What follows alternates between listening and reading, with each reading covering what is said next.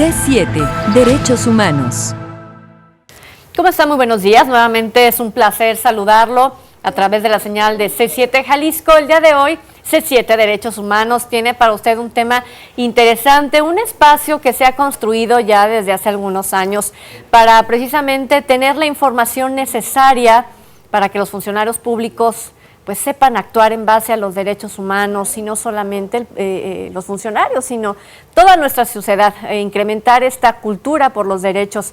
Y pues como siempre, como todos los viernes, Mafalda, nos acompañas. ¿Cómo estás? Muy buen día. Muy bien, Trini, muchas gracias. Un saludo para todas las personas. Y pues tú lo acabas de decir, el conocimiento y la capacitación son fundamentales para tomar decisiones, para conducirnos de la mejor manera posible y sobre todo pues para lograr una sociedad más democrática y también una sociedad integral, una sociedad que esté dispuesta a seguir creciendo y a seguir preparándose. Así que pues hoy tenemos un invitado que se encarga de estas situaciones, que es capacitar a servidores públicos, pero también a las personas que están interesadas en crecer y de integrarse en la cultura de los derechos humanos. Está con nosotros el director del Instituto de Investigación y Capacitación en Derechos Humanos de la Comisión Estatal de Derechos Humanos, el doctor Jesús Becerra Ramírez, a quien damos la bienvenida. ¿Cómo está, doctor? Muy buenos días. Muy bien, y muchas gracias por su gentil invitación. Es para nosotros muy importante espacios de esta naturaleza,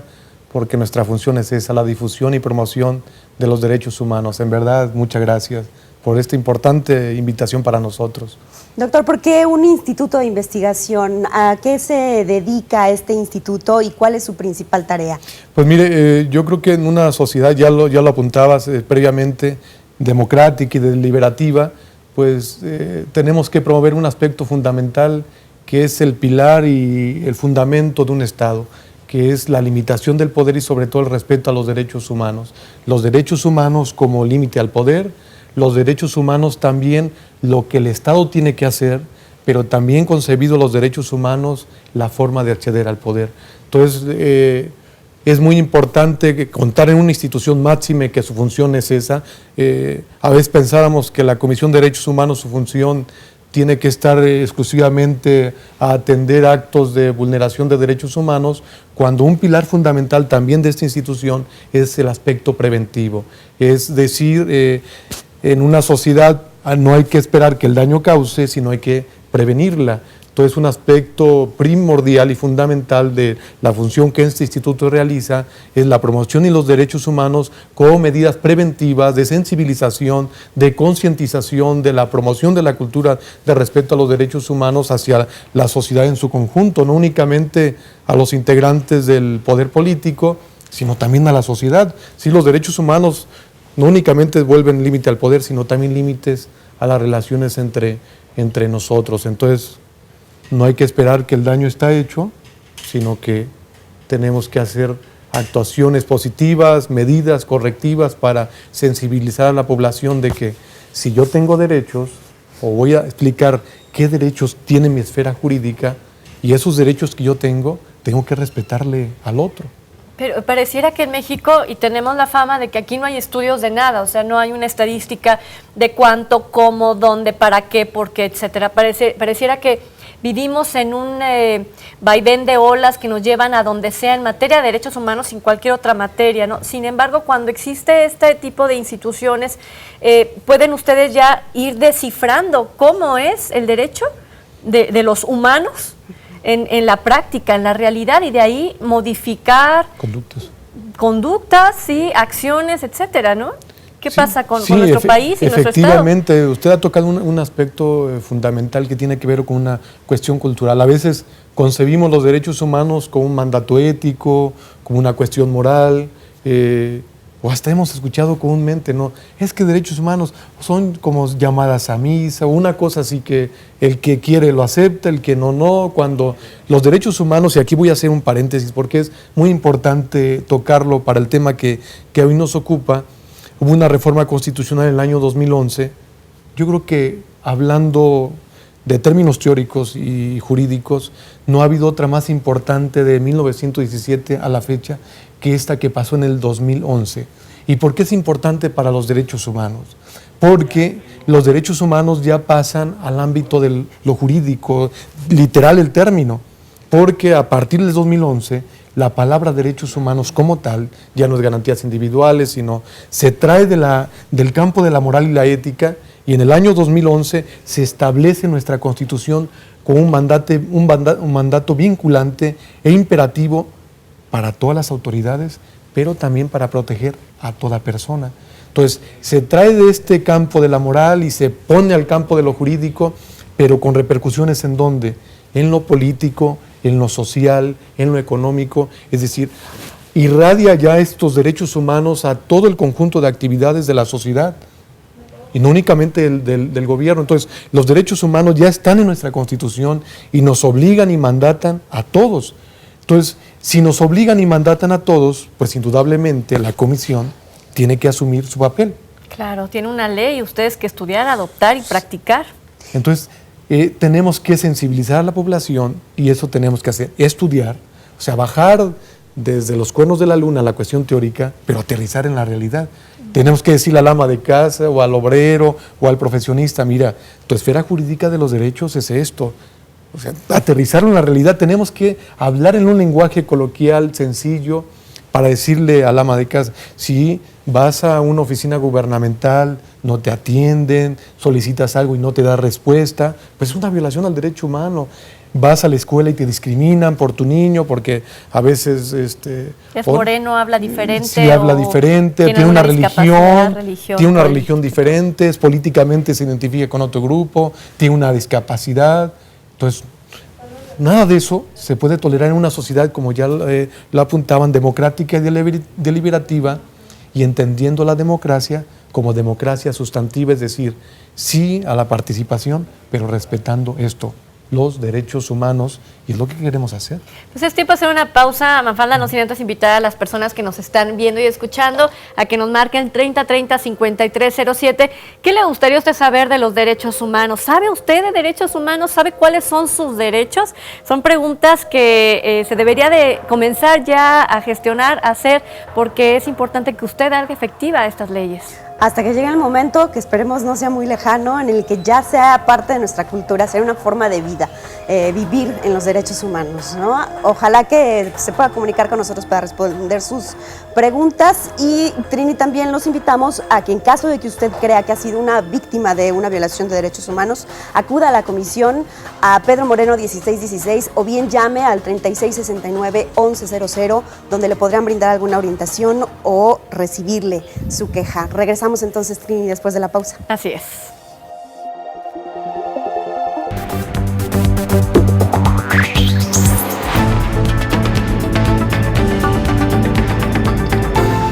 C7, Derechos Humanos.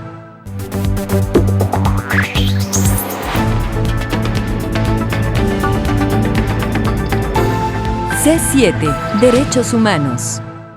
Regresamos hablando de un tema muy importante que le compete a usted, porque hay un instituto de capacitación en materia de derechos humanos en el estado de Jalisco, que, doctor Jesús, ¿cuántos años tiene ya este instituto? Pues mire, realmente con la presidencia del doctor Felipe de Jesús, desde el 2008 empezó a configurar ya un espacio propiamente para la deliberación, la enseñanza, la investigación de temas de derechos humanos. Aunque se disparó y ya se empezó a consolidar, tenemos de 2 años hacia acá. Y no se diga el año pasado. El año pasado sí fue una cifra ya sin precedentes en materia de impacto de capacitación a través de seminarios, talleres, conferencias, diplomados, talleres lúdicos hacia los niños. Incluso con diagnósticos, con lo que usted menciona también, para ver qué estado guardan los derechos humanos. Hicimos el caso del diagnóstico de personas migrantes y el de personas con discapacidad sobre accesibilidad. Entonces este instituto pues tiene ese periodo corto de existencia. Había esa intención de consolidarlo, y yo creo que este año terminamos nunca se termina, pero de ya dar un paso muy fuerte a la consolidación. Ya estamos en un edificio diferente, es modesto, pero donde ya estamos alrededor de 26 personas que forman parte de este instituto. Y le digo por qué se consolida, no por el hecho de la cuestión de de la apariencia, sino lo que se trasciende. Estamos hablando, fíjese ustedes y estimado auditorio, que este año que acabamos de concluir, 2013, se capacitó y se asistieron a cursos entre sociedad civil y funcionarios públicos alrededor de 89,000 personas. Wow. Fue una cifra sin precedente. Fue un conjunto de actividades con estas 25 personas, pero también hay que decirlo y decirlo bien, también fue voluntad y apertura del ámbito gubernamental, porque nos abrieron las puertas en la Secretaría de Educación, en las Fiscalías Central y las demás fiscalías, en las universidades, como es el caso de universidades públicas o la Universidad de Guadalajara. Es decir, nos abrieron las puertas para efecto de hacer actividades conjuntas y nos han apoyado hasta en materiales, como ha sido el caso de la Secretaría de Educación y otras instituciones, y nos han abierto las puertas para en sus instalaciones ofrecerlas, nos han facilitado hasta capital, espacio, tecnología. Y hasta personas que nos apoyan para los materiales, en la logística propiamente. Entonces esto se ha potenciado precisamente porque hemos hecho esta sinergia con las autoridades y con las diversas dependencias, y le decimos nosotros, estamos en el mismo barco, queremos proteger los derechos humanos, no es una lucha de contrarios, funcionarios, comisiones, o decían, es que ya viene la comisión, viene a entorpecer. No ese es el objetivo. Venimos a fortalecer, porque todos que queremos vivir en una sociedad democrática, pero donde esta sociedad democrática respete los derechos humanos. Y entendido los derechos humanos, y sí quisiera hacer énfasis y hacer el paréntesis de qué entendemos por esas palabras, porque siempre las escuchamos, los derechos humanos, ve lo que hacen los derechos humanos, o yo tengo derechos humanos. Sí, pero ¿qué es eso? Y con palabras coloquiales, digo, para que ustedes, ciudadanía y personas que nos ven por este importante medio de comunicación, sepamos qué, no es algo cerrado y una definición muy teórica, es muy sencillo. Todo aquello que nos permita desarrollar nuestras potencialidades y ser lo que somos, seres humanos. ¿Y yo qué necesito para ser ser humano? ¿Respirar? Sí. Pues tengo derecho a un buen clima, a un buen ambiente. ¿Yo tengo necesidad de alimentarme? Sí. Entonces tengo derecho a la alimentación. Y todo eso nos dice nuestra Constitución. Esos son derechos humanos, aquello que nos permite hacer lo que somos.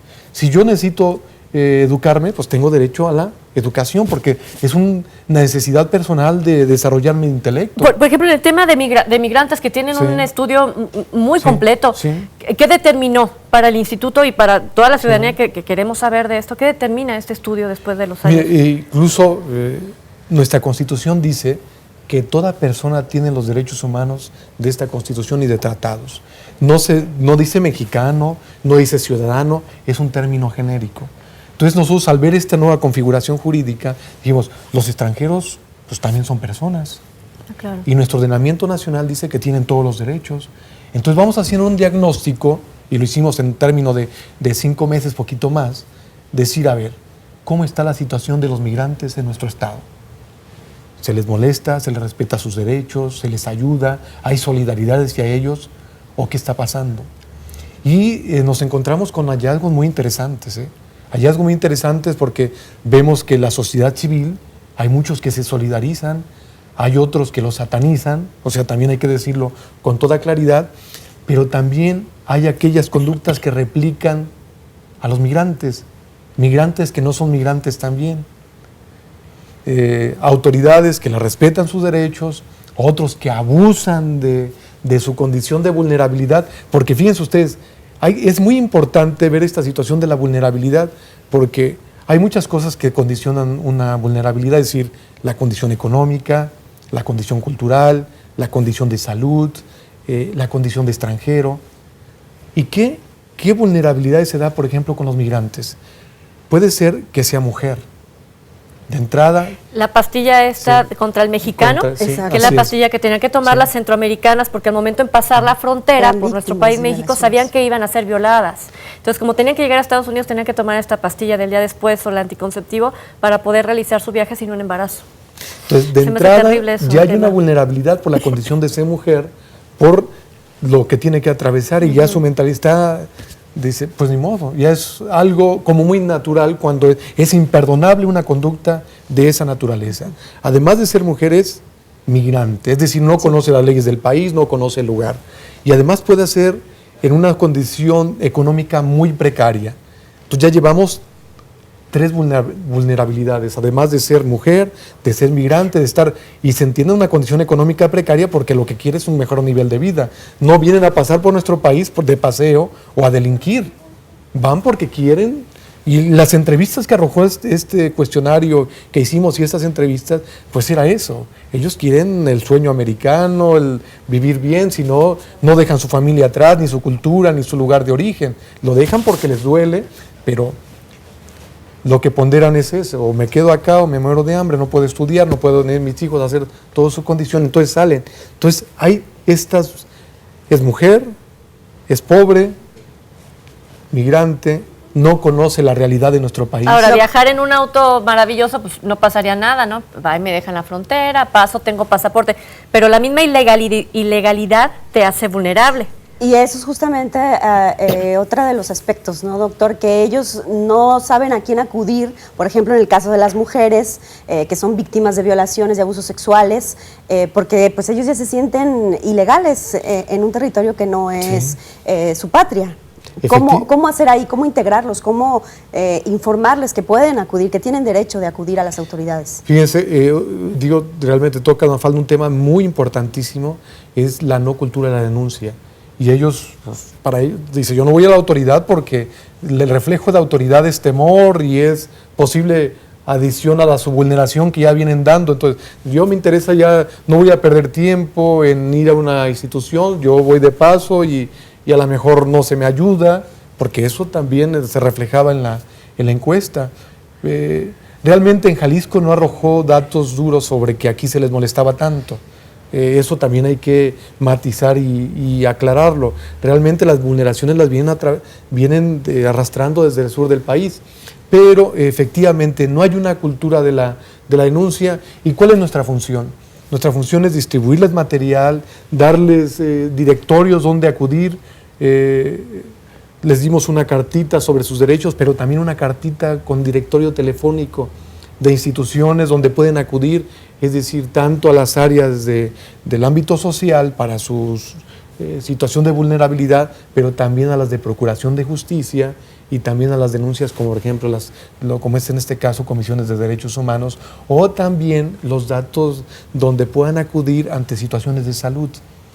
Por ejemplo, un dato muy interesante en Ocotlán, en la Cruz Roja de Ocotlán, este diagnóstico arrojo es, la Cruz Roja tiene un programa específico.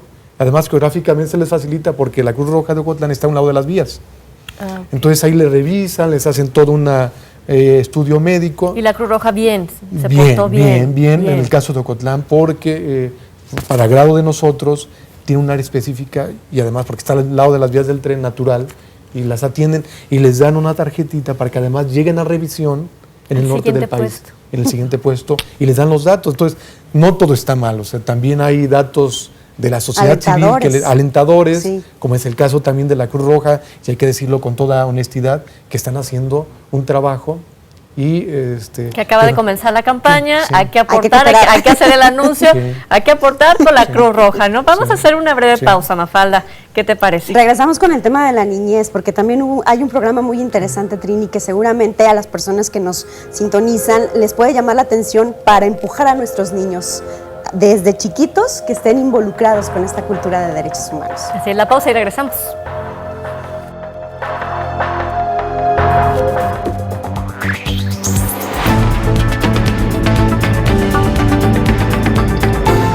C7, Derechos Humanos. Vive Eco. Aprende cómo cuidar el medio ambiente y contribuye a mejorar nuestro entorno. Vive Eco, con Begoña Lomelí y Alejandra Alvarado. Lunes a viernes, 12 del día. C7 Jalisco, la industria creativa de los jaliscienses.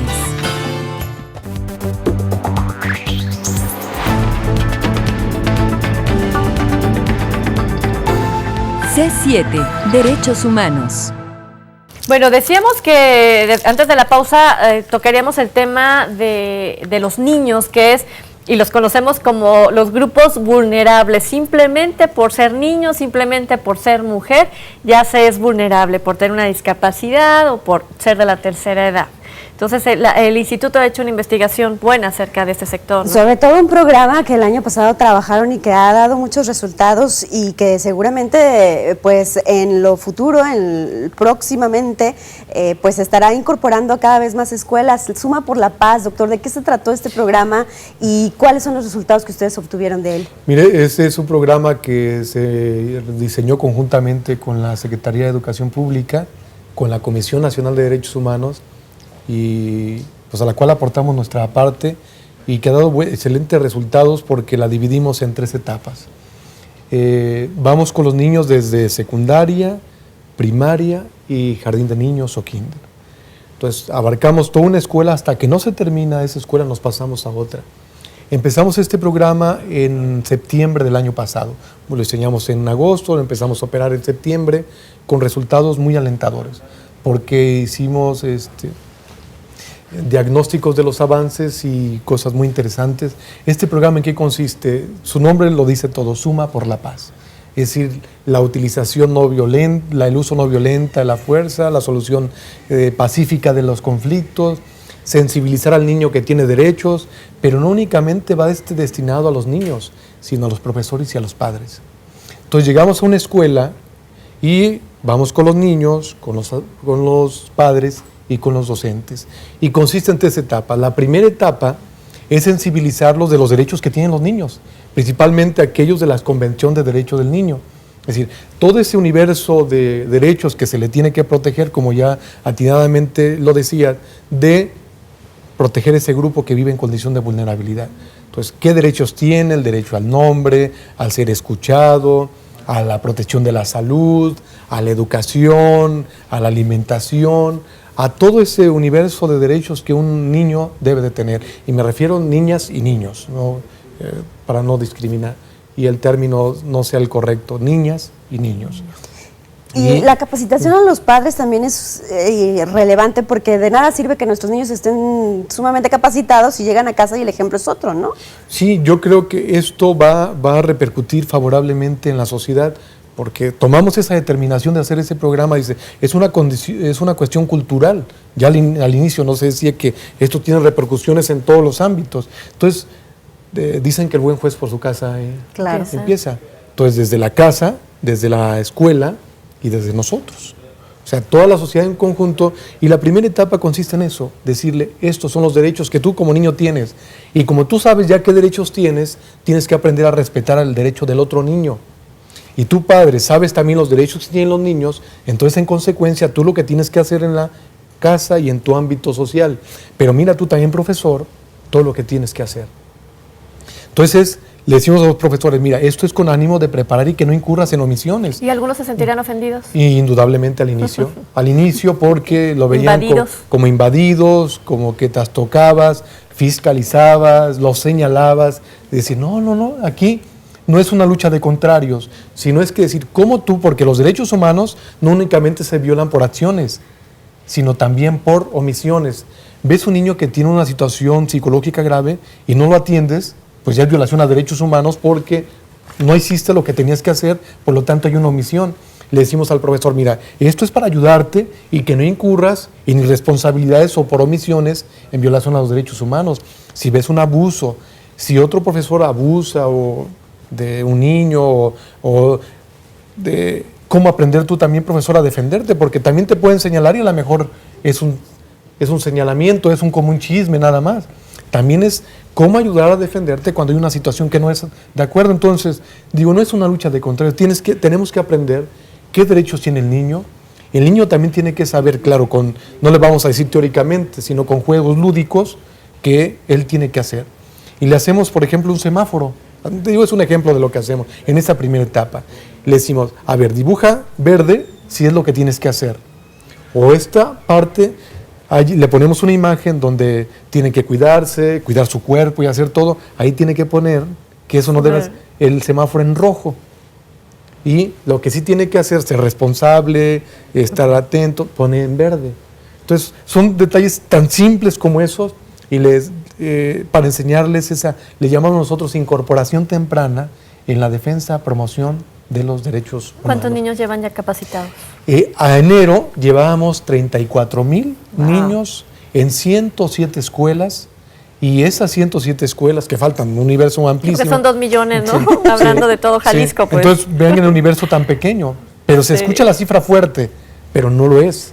Tenemos mucho que hacer. Sí. Este programa es más, o sea, tenemos 6 meses, es todo este año y es todo lo que resta a la administración de promover. ¿Y cuál ha sido la respuesta que ustedes han observado, sobre todo de la niñez? Es decir, ¿qué tan involucrados están y qué tanto quieren participar en la cultura de los derechos humanos? Mire, para agrado y gusto de nosotros, hicimos después entrevistas. Y decían los niños, a ver, ¿tú qué enseñanza te dejó esto? Pues mire, para empezar, yo como ya sé los derechos, yo ya sé que yo a veces no dimensionaba que lo que hacía, el golpear, el burlarme, el decir si es flaquito, gordito, chaparrito, lo que sea, o tiene un acento diferente porque viene de una comunidad indígena, yo no sabía que eso era violar derechos humanos. Entonces al niño no le vamos a explicar con palabras técnicas, sino con ese semaforito decirle, y los niños empiezan a aprender. Y les hicimos una entrevista y la grabamos claro, con autorización de los padres para ver esa reflexión. Incluso vino la coordinadora de asesores de la Secretaría de Educación Pública Federal a monitorear este programa piloto, y ella se percató. ¿Es único en la República? Sí, es único. Y se percató porque dice, a ver, muéstrame cosas tangibles del avance, porque apenas llevamos, y era la primera etapa. Pues tienen medio año, sí, ¿no? Y le escuchó de viva voz y dice, empezamos con una escuela secundaria en Miravalle, y le hablamos a los niños así al azar.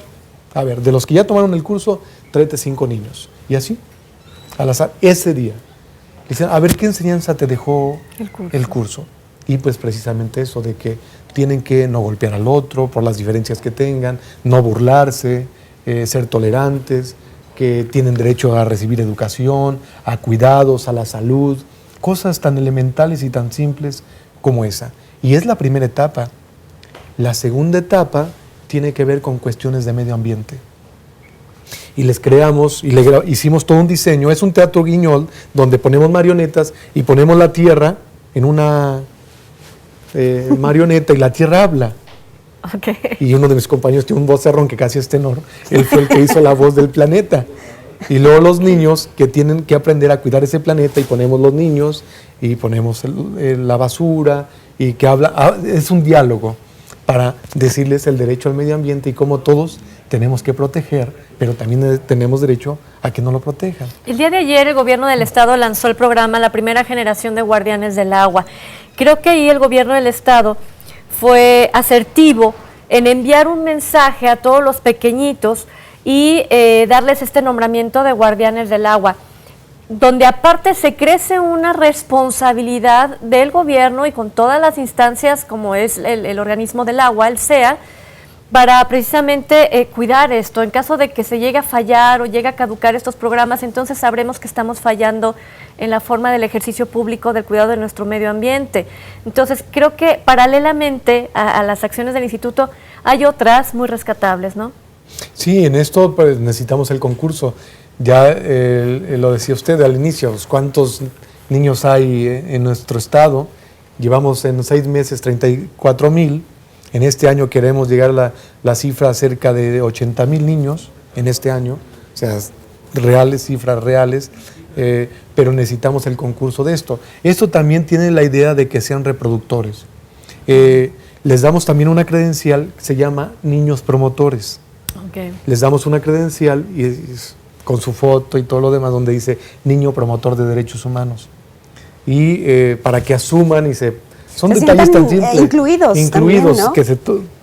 Porque efectivamente ellos tienen que reproducir en su familia, con sus papás, el hecho de que llegues y el niño te diga, cierra la llave. Por ejemplo, me pasó a mí con mis pequeñas, le estaba yo lavando el otro día las manos, papá, ciérrale, porque me estoy enjabonando. O sea, de que ya está la conciencia de que tienen que cuidar el agua, claro. Y a veces tú no dimensionas que es un minuto de que la llave está abierta, pues estás atentando contra un derecho fundamental que es el derecho al agua. Entonces, si empezamos desde la educación temprana e involucramos a los padres, pues se empieza a hacer una sinergia muy interesante, pero además también involucras a las autoridades. Y que no se nos olvida, hay una tercera etapa todavía, ¿no? ¿Sí? Nos quedamos en la segunda. La segunda.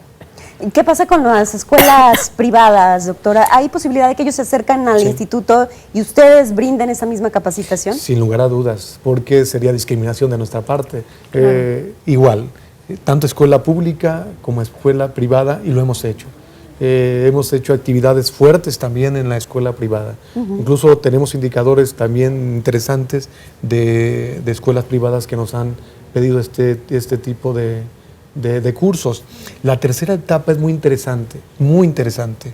Tiene que ver con autocuidados o medidas de autocuidado por abuso sexual para los niños.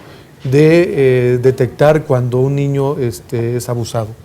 Entonces, tenemos que hablarles de eso, proteger los derechos del niño, y esa tercera etapa lo vamos a trabajar conjuntamente con consejeros de la Comisión de Derechos Humanos y organizaciones de la sociedad civil que han trabajado mucho aspectos preventivos y de orientación tanto al niño, pero también al padre, para que aprenda a detectar cuando hay un posible abuso sexual. Aquí es bien importante porque en la cultura del mexicano es no tengo acceso a la información o a los detalles que tienen que ver con la sexualidad de mis hijos. ¿Por qué? Porque es chiquito o porque es niña. O sea, híjole, de verdad que tenemos que buscar la forma de modificar nuestra cultura y poder abrir el panorama e inmiscuirnos en lo que tiene que ver más con el derecho humano que contra los prejuicios, ¿no? Y toda esta situación que tiene que ver con la cultura del mexicano. Es tiempo de la pausa. Tenemos, Trini, la compañía del licenciado Carlos Martín Franco, que está en los teléfonos atendiendo sus llamados, ya sea para brindarle alguna orientación o bien para pedirle a usted que vaya a la Comisión de Derechos Humanos a presentar una queja, así que comuníquese con nosotros para que él lo pueda atender de la mejor manera posible. Así es, la pausa y ya regresamos.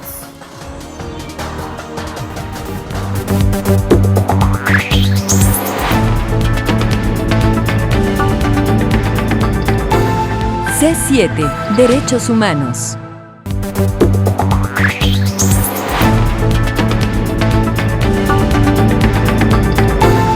C7, Derechos Humanos.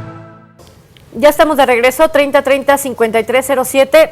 Hay un abogado de guardia de la comisión. El licenciado Carlos Martín Franco está con nosotros para cualquier duda que tenga usted, una orientación que quiera recibir acerca de alguna situación en específica que pudiera ser violatoria de derechos humanos. Adelante, comuníquese con él o bien acuda a la Comisión de Derechos Humanos a Pedro Moreno 1616, comuníquese al 3669-1100 y con gusto usted va a tener una orientación adecuada de acuerdo a su tema. Trini, además del programa dedicado, orientado a la niñez, hay otro también muy interesante que tiene que ver con las personas que se encargan de los derechos humanos desde el ámbito de la Procuración de Justicia, desde el ámbito de la seguridad pública, que es la Fiscalía de Derechos Humanos. Se hizo un convenio, se está trabajando en conjunto con esta Fiscalía. Doctor, platíquenos acerca de este programa, en qué consiste y, bueno, cuáles son los objetivos que ustedes pretenden alcanzar para que permee también en la sociedad. Que no es lo mismo que la Fiscalía General del Estado de Jalisco.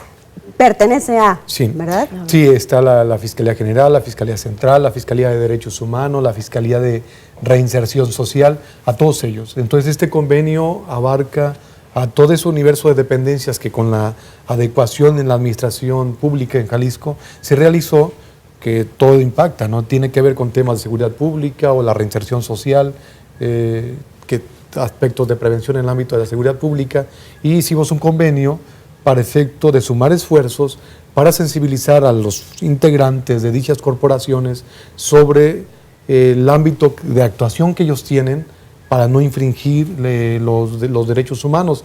Entonces diseñamos todo un programa que ya está en operación, es un curso permanente que se está dando a estas fiscalías, donde les hablamos desde el curso básico de derechos humanos, es decir, primero vamos dimensionando qué son los derechos humanos, después los derechos humanos y la seguridad pública, o sea, cómo enlazamos estos temas tan importantes con el trabajo que ellos realizan, el uso adecuado de la fuerza también, cómo de alguna manera pues su función es esa, también indudablemente tienen que detener personas y hacer pues indudablemente dentro de qué parámetros se puede utilizar el uso de la fuerza cuando sea evidentemente necesaria y que no tenga que ser violencia innecesaria o desproporcionada.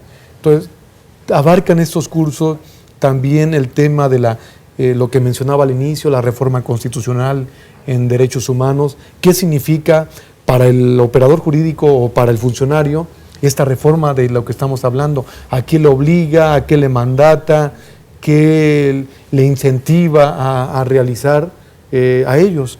Entonces son ya varios aspectos que tocamos, también el tema de la igualdad de género.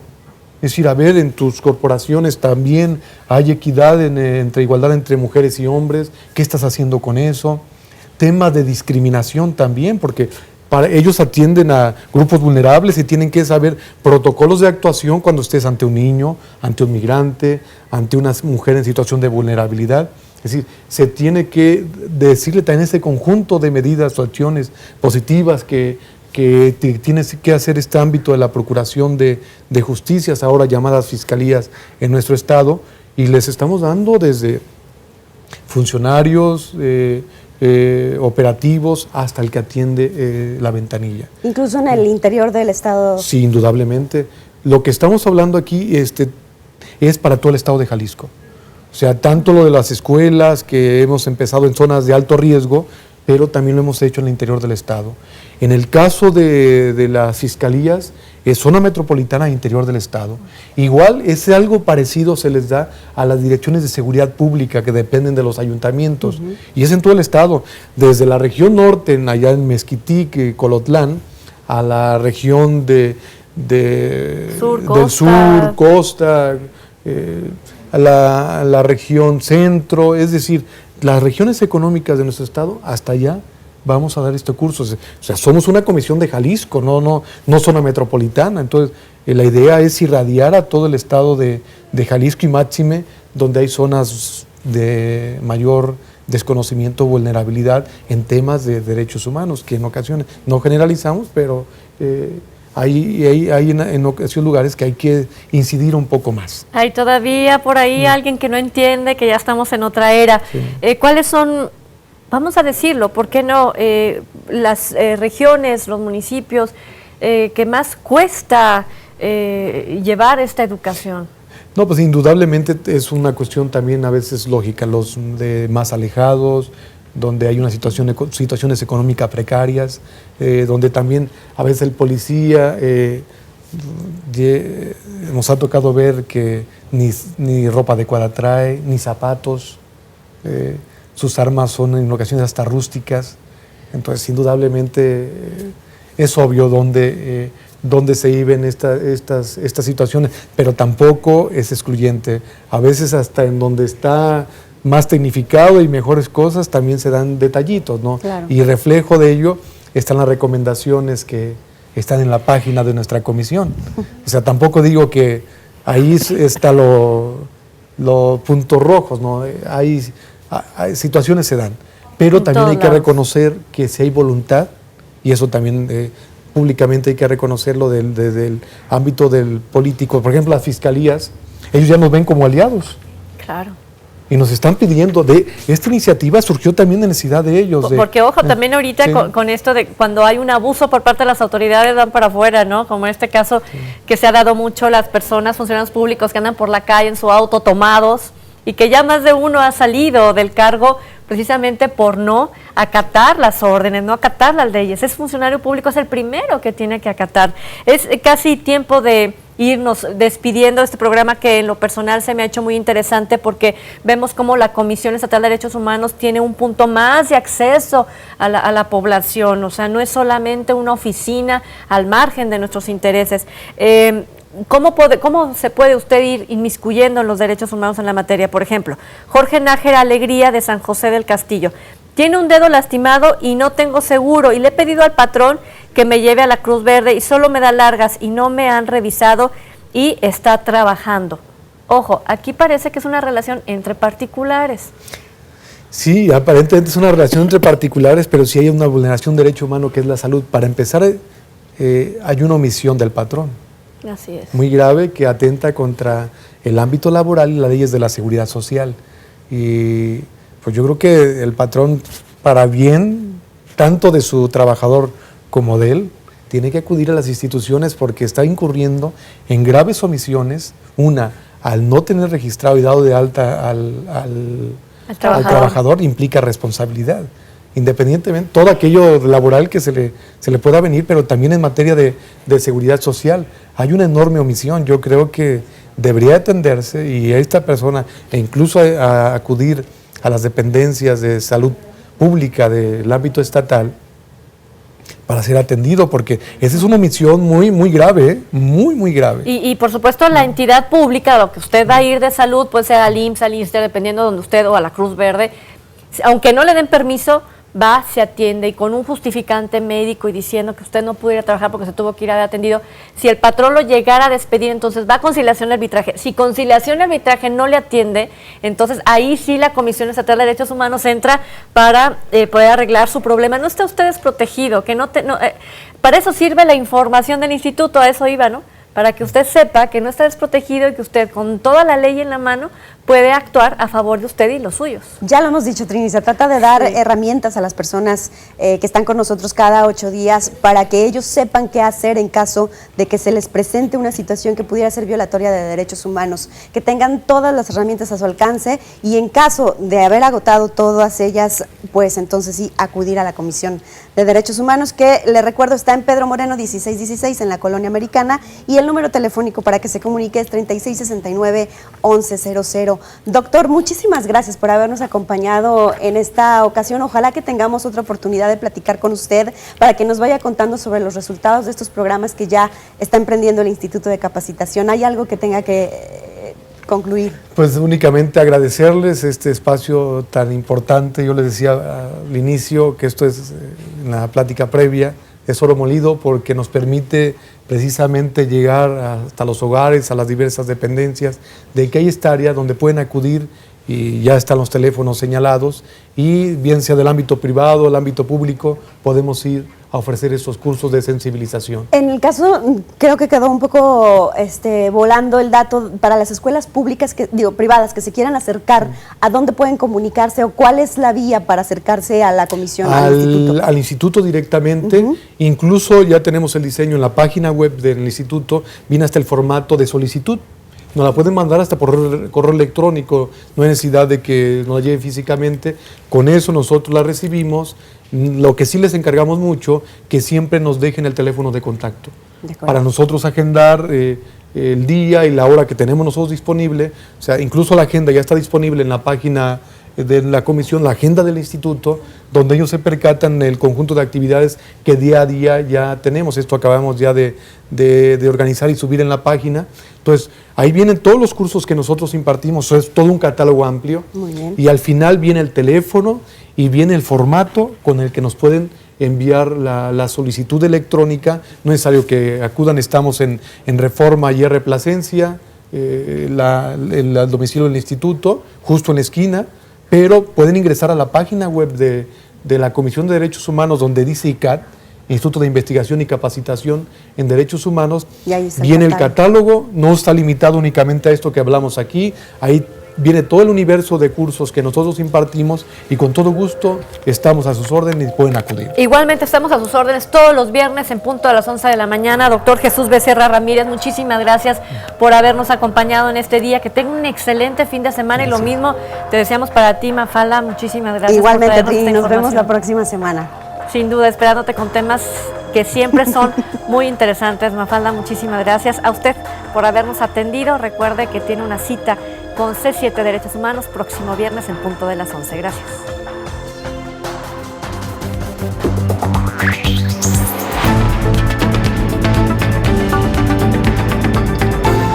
C7 Derechos Humanos.